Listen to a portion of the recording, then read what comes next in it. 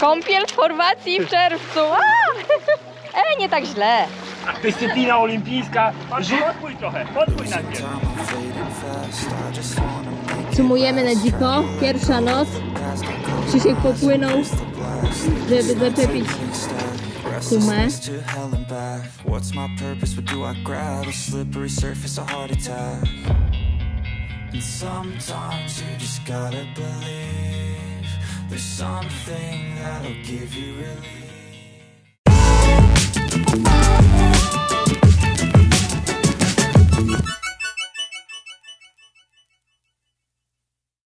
Rok temu zapoczątkowaliśmy nową tradycję tygodniowych wyjazdów na jachty do Chorwacji.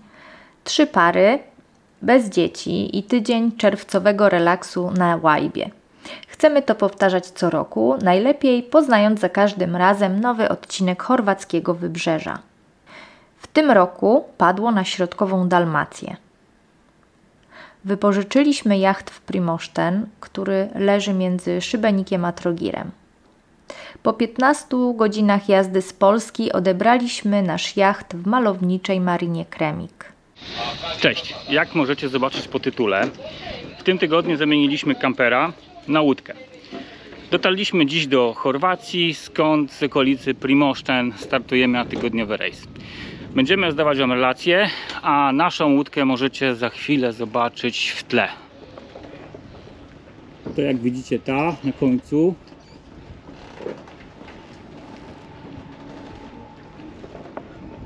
No dobra, trochę żartowałem, faktycznie łódka jest dużo mniejsza, mamy Bawarię 36 Cruiser, łódka z 2013 roku i zaraz wam ją pokażę. Całkiem sympatyczna łódka, będziemy podróżować 6 osób, więc myślę, że dla nas wystarczająca. Zresztą zobaczcie, jak wygląda w środku. Łódka z 2013 roku, no więc troszkę widać w paru miejscach jej zużycie, ale myślę, że całkiem będzie ok.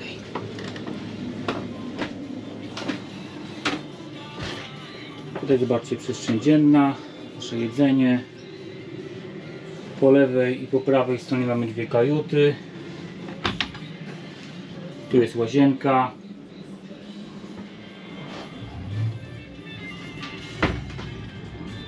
A na końcu kajuta, w której my śpimy.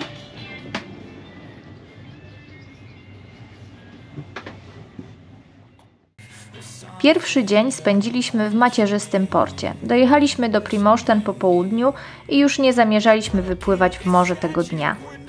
W zamian za to, korzystając z przepięknej pogody i ponad 30 stopni Celsjusza, poszliśmy na spacer malowniczą ścieżką wzdłuż klifów w poszukiwaniu plaży, którą wypatrzyliśmy wcześniej na Google Maps. Plaża była cudowna, mała i zaciszna. Nie było na niej nikogo oprócz nas i pary z vana, który zaparkował obok. Swoją drogą cudowna miejscówka na nocleg na dziko.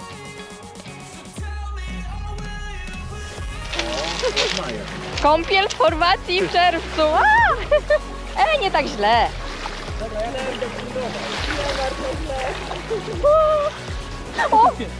Zapadają mi się nogi w te kamienie. Nie jest tak źle. Nie jest tak źle jak w zeszłym roku, jak skakaliśmy. Mam wrażenie. Dasz radę? Brakuje.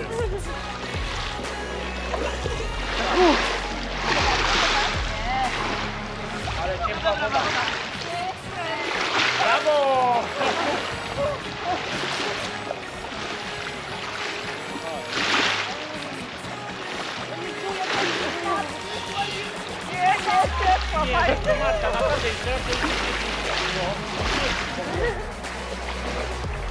Tak, Sylwia to jest znana, robiliśmy.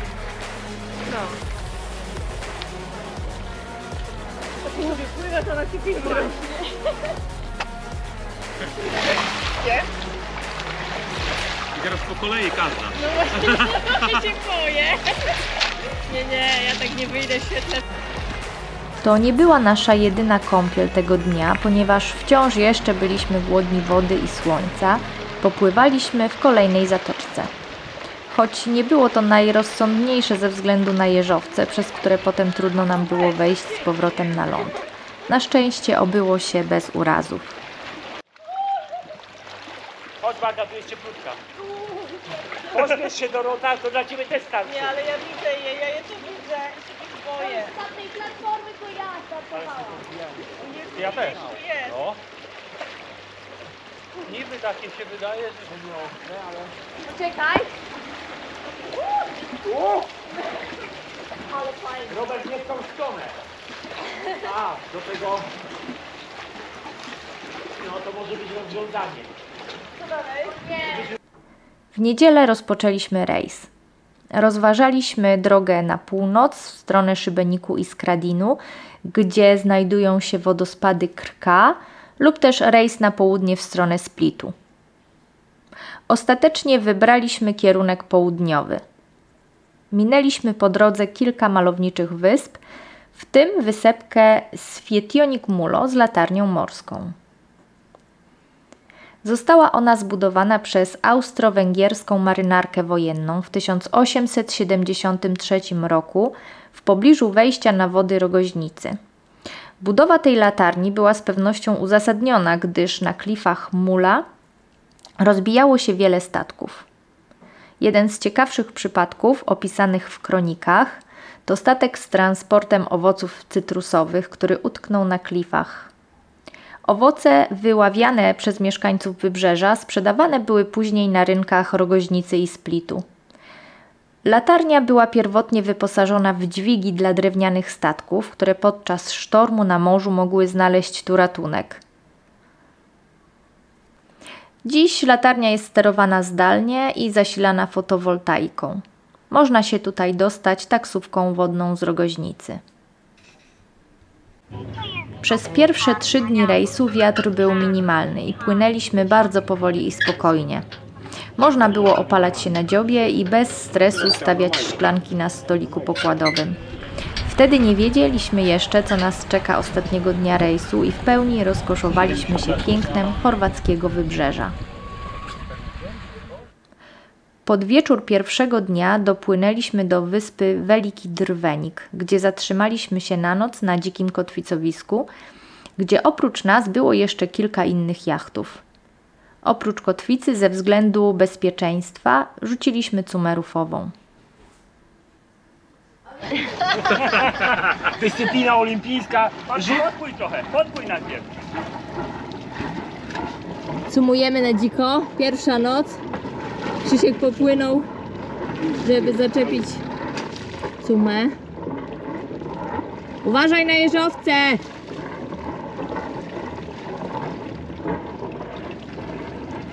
Mariusz rzuca. A jak ty tam do niego chcesz dorzucić? Tak, daj trochę do tyłu. Chyba niemożliwe. O, przepraszam. Podpój, podpój. Dobrze się, Krzychu, bawisz? Już klapki założył. Czekaj. Nie nagrałam tego momentu, jak Mariusz rzucał linę, ale byliśmy wszyscy zaaferowani. Ale udało się ją dorzucić. To był piękny rzut. Powtórzmy to.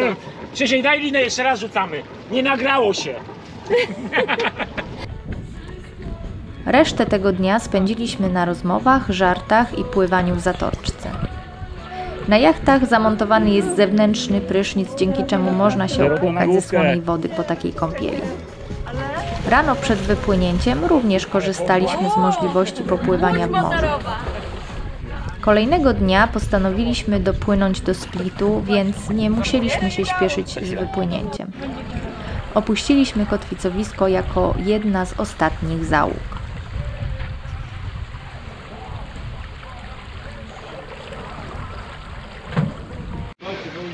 Słuchajcie, dzisiaj mamy drugi dzień naszego rejsu. Dopłynęliśmy właśnie do Splitu.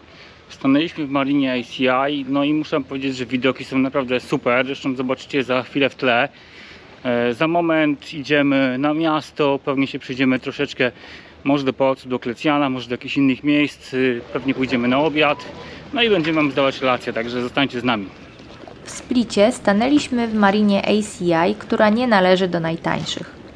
Koszt noclegu dla naszego jachtu i załogi wraz z dostępem do prądu i wody to około 600 zł. Split to drugie co do wielkości miasto w Chorwacji. Najważniejszym zabytkiem, który się tam znajduje, jest pałac Dioklecjana z przełomu III i IV wieku naszej ery. Swoją siedzibę ma tu też jeden z bardziej znanych klubów piłki nożnej w Chorwacji, Hajduk Split. W dniu, w którym odwiedziliśmy miasto, Chorwacja rozgrywała mecz z Francją w ramach Ligi Narodów. Mecz ten odbywał się na splickim stadionie Poliud. No i docieramy do Splitu, do centrum. Zobaczcie, tutaj macie masę kibiców chorwackich czekających na mecz pomiędzy Chorwacją a Francją w ramach Ligi Narodów. W mieście roiło się od narodowych kolorów Chorwacji i od wczesnych godzin popołudniowych dało się wyczuć ekscytację wśród chorwackich kibiców.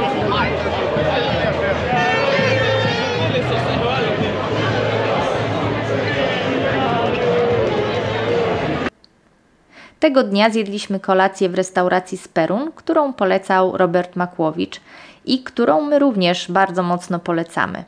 Obsługa była niesamowita, jedzenie również. Tej marki Pasticella.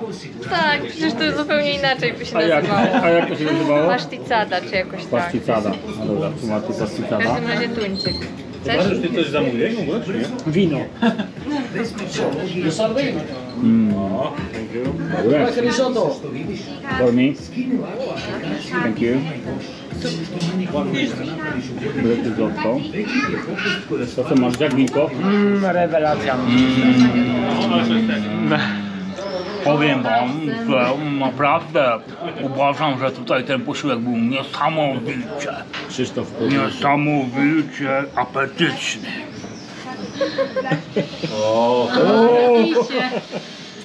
Thank you. Gratis. This is a penalty for you because you are... Everybody else is done. Okay. For our girls.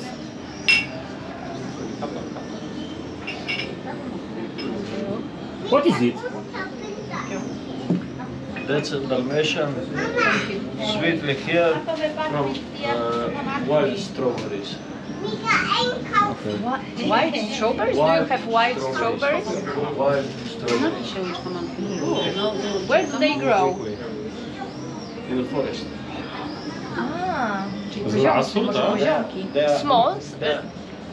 this week, Okay. but they are very sweet. When you put a little bit of grappa inside, let it rest for 30 to 40 days, it grows just like this. It's Thank you. something unique. Jak smakuje? Aksamitne w środku. Wieczorem rozegraliśmy partię kart dżentelmena i tabu, po czym tańczyliśmy na kei do północy. Pomost był tak wąski, że to cud, że nikt tej nocy nie zaznał kąpieli w wodach portowych.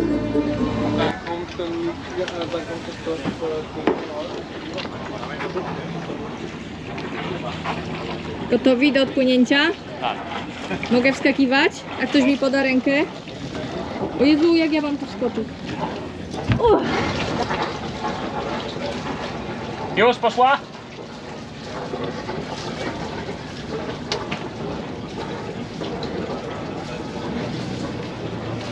Dobra, Marek, rzucamy szumę.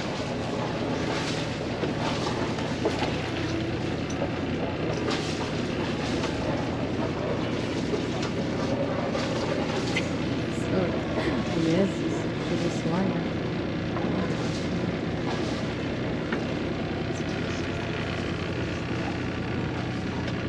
Dorota nie ma co robić. Po opuszczeniu Splitu trzeciego dnia naszego rejsu wyruszyliśmy w podróż do Zatoki Węży. Ale to już opowieść na kolejny odcinek na naszym kanale Bilet w Nieznane. Zapraszamy do subskrybowania, żebyście mogli być na bieżąco. Do zobaczenia.